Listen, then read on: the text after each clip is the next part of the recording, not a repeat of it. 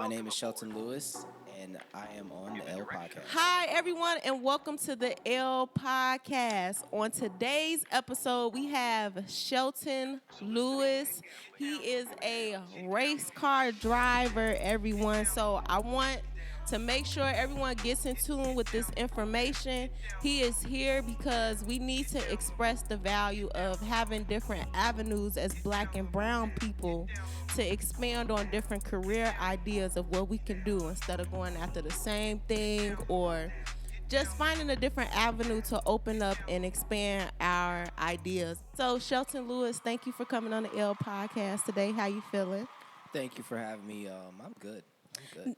Now, so it's not every day that I get to meet a black race car driver. So may I ask, how long have you been racing? How old am I? 25. I started racing when I turned 16. I didn't start doing it as a career or competitively until about 18. So I've been racing for almost 10 years, but competitively to 8. Okay, that's really good. That's a good portfolio. So why did you just wake up one day like, yeah, I'm about to be a race car driver? Honestly, when I was younger, I was so infatuated with cars. Like, I loved cars. I was one of those people that like had the Lamborghini poster at the Scholastic Book Fair on the wall. So yeah, I was actually interested in cars for a very long time, and I just really didn't have like an avenue into expressing it. When I got older, I started watching a lot more racing, NASCAR, IndyCar, and I think before I went to high school, actually no, not before, but I think my second junior year of high school, I watched my very first Formula One race, which is I want to say about 2011, 2012, and it just amused me since then. So I always said to myself, I wanted to do that. And never really followed up through it until I got older. And my senior year, I was like, you know what, I want to do this as a career. Okay. All right, so we're gonna go into race car for dummies. Not saying anybody is dumb, but for us to articulate this situation so black and brown people can go into this avenue, let's break it down. So if I just, wanted to be a race car driver, or there are any boys and girls that are looking at this and that are fascinated with cars, what would be the first step? Honestly, the first step is to get a racing game. Practice on racing games, then improve on that. Get a simulator, do go karting indoors, outdoors. And then after that, if you think you're good enough, just start doing it competitively. It is a big difference from doing it just casually and just for fun to competitively. Okay, so let's go to the casual, excuse me, aspect. So to get in the casual game, like what would you need to start? How much money? What type of skill? Like how should you start? So honestly, before it was a lot harder. Before, not many people really respected racing or even paid attention to it. It was more like a secret community. So all the go kart tracks were in the suburbs, still are. But now a lot of people are getting into racing, and now that opened up a lot of avenues to for cities to make money, which allowed them to actually put go kart tracks in the city. Now, money-wise, you can get about maybe 3 sessions, which is about 10 to 15 minutes long, for about $65. Okay, that's good. That's good. So it has potential. Okay. Yeah. So then, all right. So we got the casual point. So now if we want to step with the big boys, how does that go? Big balls. A lot of big balls for sure. But no, honestly, getting into competitively, it's not that hard. It's a lot of leagues out here that you can join in. Even regular people join in on it too. Not meaning that you will do well, but it's definitely a learning experience. The the first actual competitive league that I joined, the first race, I was nervous as hell. But I was like being realistic. I was like, all right, I might be last, but I'm still gonna try. I think it was like 13, 14 people, and I ended up finishing fourth my first race. Okay. So a team is usually consists of 13, 14 people? So no, it's about the entries that you have. It could range from maybe about 6 to 8 people to, let's say, 20 plus people. Okay. The bigger the league, the more people it is. Okay. So what company you work for right now? So I work for Team Stradale. It is a Italian team that is based in Joliet, Illinois. We are actually a part of Audubon Country Club. So it's just a country club where, people with money can, actually buy race cars and learn how to race and participate in races as well. But me, I am a crew member as well as a driving instructor and coach. Okay, that's interesting. So let's tap into that. The driving instructor part. So you got experience with driving. A crew member. What duties come with being a crew member? So, pretty much I prep the cars, change tires. Pretty much do all the light aspect of the cars. That's not mechanical at all. Wait, but don't you be nervous? Don't you got to prep the car in between when they come back to do the laps? Yeah. I mean, it's not hard. I mean, Okay. The stuff do be hot. I burned myself a couple of times. But I mean, it's not hard. It's very simple.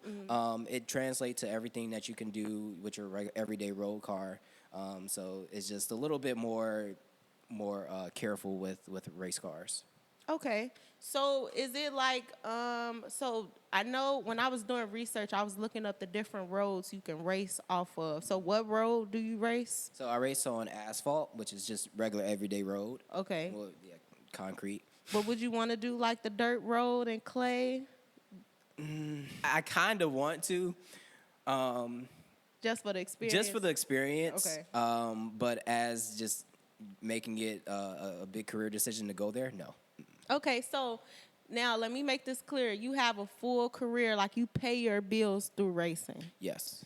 Okay, so may I ask, how much is the range of what race car drivers can make a year, all the way up to like the highest? It really depends on how known you are.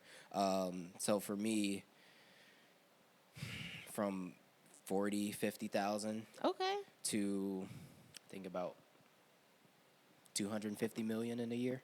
Okay, that's really good. I think that's good for people to know, just to have a different aspect on. Because black people drag race all the time. Yep. So what is that like?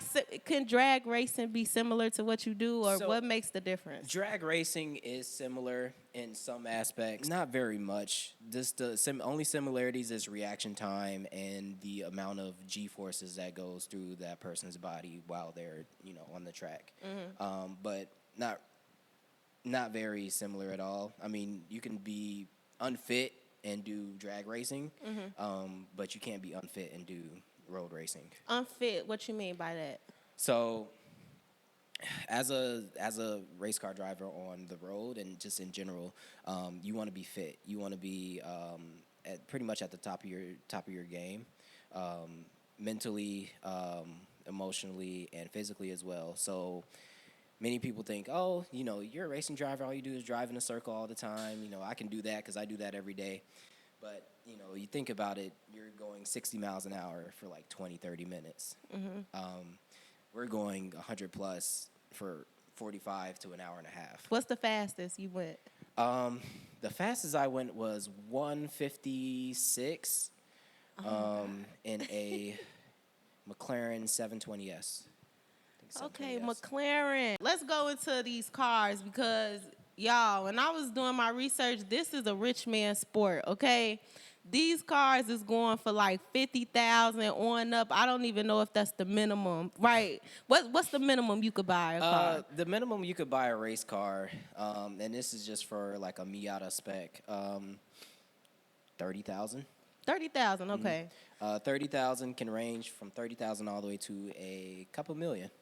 Okay, and then what type of engines are in the cars? It really depends on the series, what it allows. Some teams run the regular stock engines that came with the car. Some of them run hybrids. Some of them run V6, V8s, six flats. Okay, and then the one that you drove was a BMW M4. M4 GTA GT4. GT4. I'm sorry, I apologize. Nope, it's fine. Okay, so what's a car that you still on your bucket list? This is actually my dream car. A Koenigsegg Jesko. And what cars have you driven now that's been like, besides the BMW, that's been like good? Like every day or just on a racetrack? On the racetrack. On a racetrack. Besides the BMW, and when I say this, they probably gonna hate me. Porsche. I drove a Porsche Boxster that was GT spec, and I drove a 911 that was GT spec as well, and I actually love both of those. Okay, so what are the particular skills like you have to drive the car? Because I remember you mentioning to me that if you don't have the money, you can have the skills. Yeah. So it's to get into racing is really easy to have the money. Really easy. Now, using skill to get into racing is going to be a lot harder because racing is definitely a liability sport. And, if you crash a car, they're going to look at you like, hey, you're going to pay for these damages? Yeah. So, that's where you got to have skill and Have the you money crashed? Too. Twice. In the past 8 years, I crashed twice. Okay. How was that? What you was doing? Like, what move did you make a wrong turn or did you flip over? Like. So it was actually during one of my kart races that I think I was second, and I was actually trying to make a move. Actually, no, I was defending my position on the first lap, and some guy made a late move, and I didn't see him, and he ended up spinning me around and hitting me head on. Oh. So, I mean, I had neck pain for a couple of days, but besides that, I was good. Okay. The second one where wasn't very serious. I just spun out, hit the wall, and that was it. Okay. So, let's get into sponsorships. We're going to change the subject really quick. Now, y'all driving like luxury foreigns like all the time. So, how do y'all get sponsorship? I see the different logos can you show your helmet? Yeah. So, I see the different logos that's on your equipment. Like, how do you get these companies to be like, you know what, I'm about to give you my money? So it's pretty much like, and I'm going to put it in everyday terms. It's like OnlyFans, pretty much. It's like OnlyFans? Yeah, pretty much. It's literally like OnlyFans. You're selling yourself. What? Literally, you're selling yourself. Okay, so look, come on, we about to sell something right now. So you working for your own company, you got your cars. Like, how would you tell people, hey, come invest in me as a driver. Let me drive with your company logo. So, and it's been a struggle for me to try to get sponsorships. I got more partnerships than sponsorships, but it's pretty much just like you presenting a presentation at school. Honestly, is you're trying to persuade that person to give you their money. It's some people go for it. Most people don't. It's just more of what you can promise them, and if they see that. What type of promises you got to make? So it's like, hey, if you give me your money, I can put your logo on the car, on my suit. It's gonna get broadcasted. It's gonna get televised. Okay. It could be. I can help you on Instagram. So like an advertisement. So yes, Okay. it's advertising. So pretty much you're selling yourself just so they can sell their stuff to you. Okay, so you're selling yourself to the sponsor. So then, as a person trying to get sponsors, what you gotta have, like over a certain amount of views of your race or something? That that or you could know somebody. One of my coworkers, he actually went to Europe for a couple years to race in I think Formula 3, Okay. which is almost top tier. But he didn't have the money, so they booted him out. So since then, he's just been getting drives from people that he knew. Okay. Now he's in GT4 as well, driving for Conquest Racing in Mercedes AMG. So I mean, Oh my God. he's a Y'all hear these names, okay? yeah. Oh So, my goodness. yeah, he's in his first year he won 5 races. Well, actually 4 races in a row. So it's been going pretty well for him. Okay, so I'm not finna lose this topic. I heard you mention something about partnerships. Like, how does that go if you can't So, get like sponsors? Partnerships is more like it's not like them giving you money. Well, they are, but it's more like you're pretty much advertising them first, and then they giving you the money.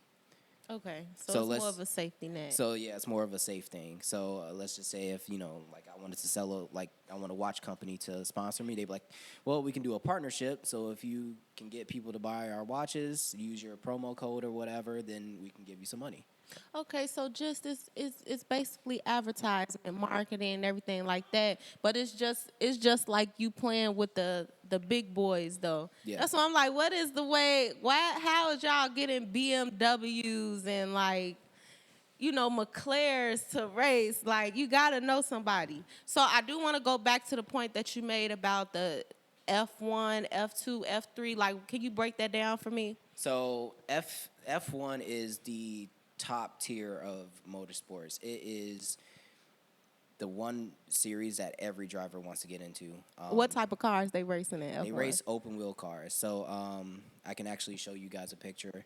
But these cars are literally upside down airplanes. Upside down airplanes. So the faster they go, the more planted to the ground that they become.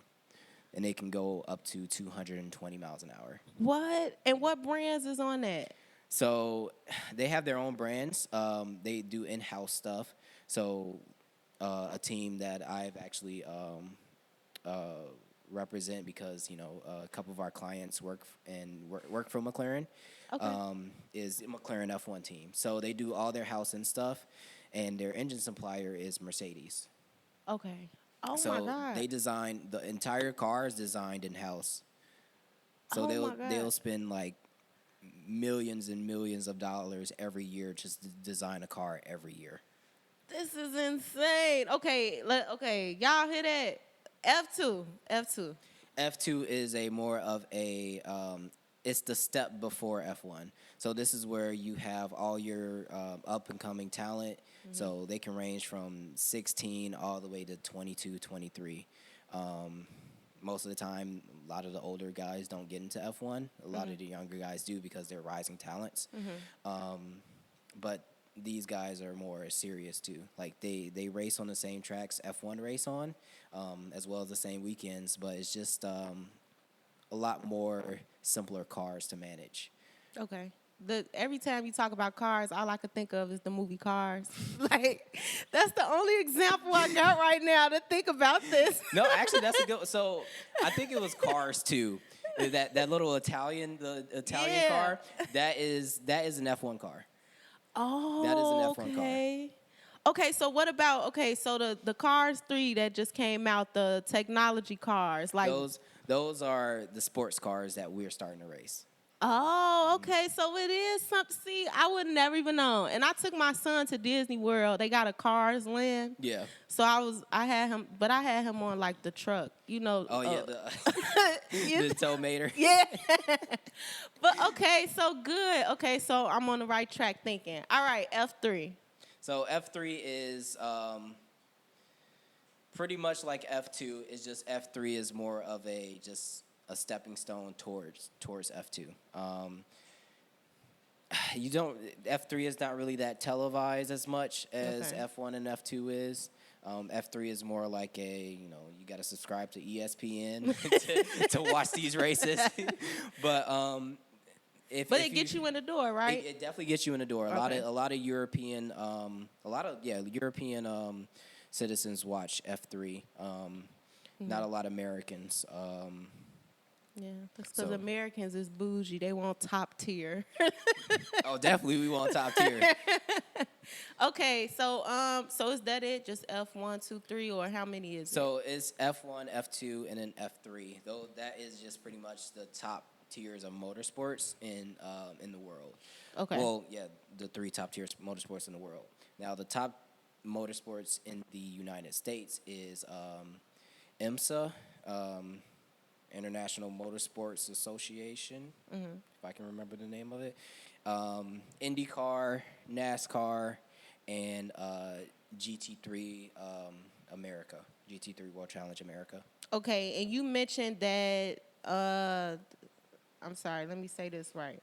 The SRQ Motorsports, that's the name of the company, right? Yes. So what race was y'all part of that you said that's ranked in America? So we are the feeder series to GT3.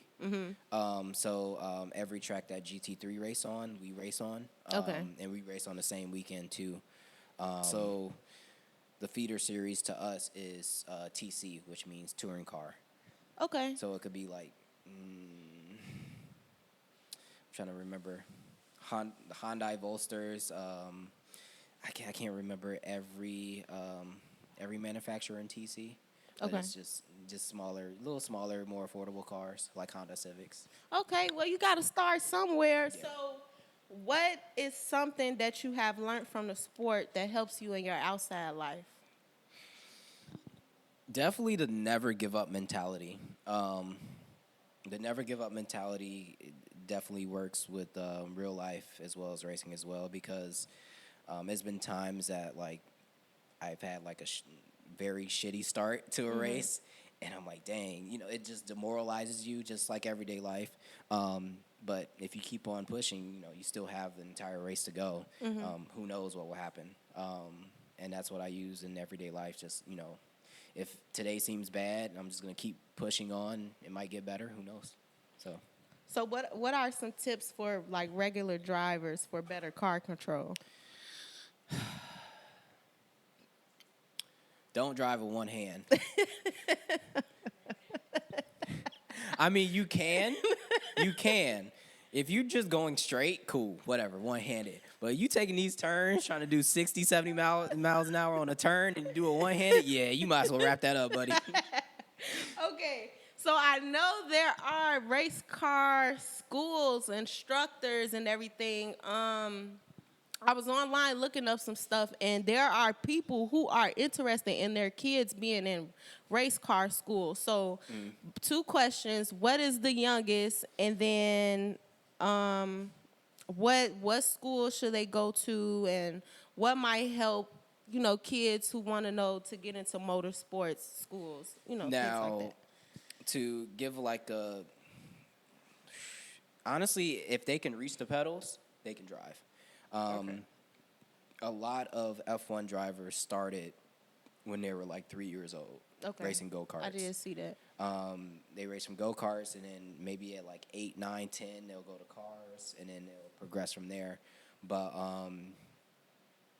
honestly, what I tell people, if you want to get into the sport now, start off with go-karting. Go-karting is definitely key.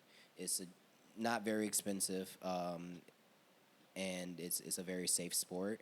Then after that, if you feel like they can progress, they can go to cars. Now, cars is a whole different story from karts.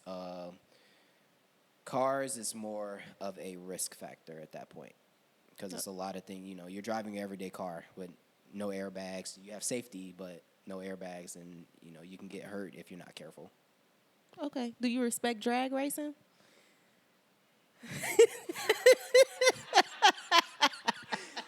I actually have a story about that. I almost got into a fight with this one guy because I was at a birthday dinner with one of my friends, and she was like, "Oh yeah, this is my friend. He's a racing driver, et cetera, et cetera." And I hate when people, notify me as a racing driver, because then everyone asks questions. Oh yeah, what do you like?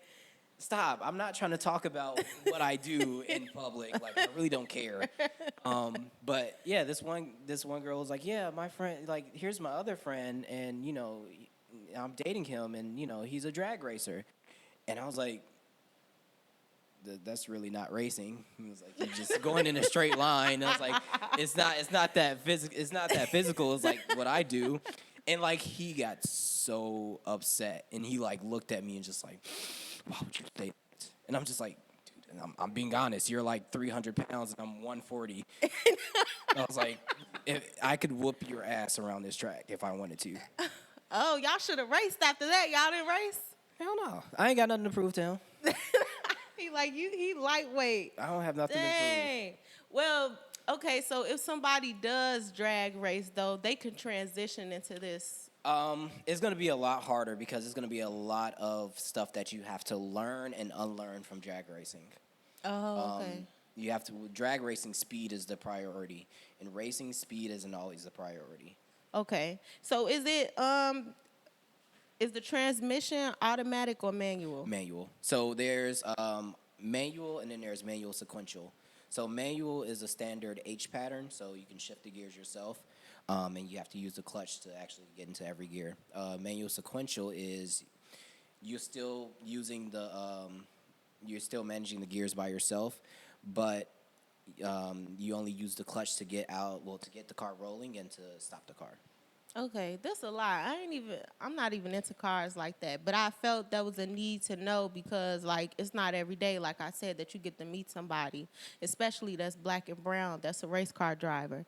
And this sounds like an industry full of people that got some money. So, so where do you see yourself with race car driving in like 5 to 10 years? Jesus Christ. Man, I was hoping I didn't get that question because I don't even know. Honestly, in 10 years, I want to be in, so before I wanted to be in F1.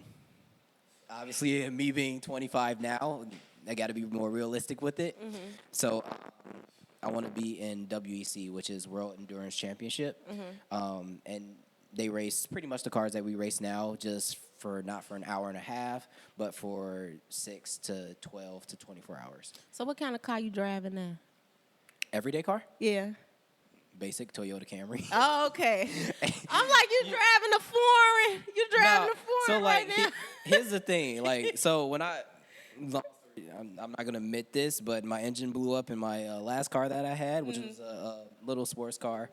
And I was like, I'm going to get me a more modern one. I was thinking about getting a Subaru, and I was like, do I feel like paying for 98 gas? A 93? I was like, not really. Gas high. Like, gas high. I was like, you know what? I'm going to be basic. I'm going to be Toyota Camry. Now everybody's hurting, pockets hurting during the recession and gas $6, and me, I'm getting 40 miles to the gallon. So I'm like, shit, hey, look who the dumbass now. You're hilarious. Okay, so a few more questions. So I understand that you're French. Part French, yeah. You're part French. So have you been to France? No, I've been trying to go back. Mm-hmm. It's just been with COVID. When I actually had the opportunity to go, COVID happened, and that's when they closed, the borders and stuff like that. Because it seemed like just race car is in your blood. Like, it started in Europe, right? Yeah, it started in Europe. And then we inherited a little bit of the racing, but Europe is more inherited. That's interesting. Can you go into detail? So, only in America where so in Europe they do circuit racing, so they do left and right turns. Mm-hmm. Us Americans, I think we kind of wanted something simpler. Okay. So that's where NASCAR came in, and instead of doing circuits, I think they started out on circuits, but they were like, this is a little too hard for us. Let's do little ovals. So that's what they moved to. They moved to ovals. So it's nobody in your family is doing race car? Nope. How your parents feel that you just was like?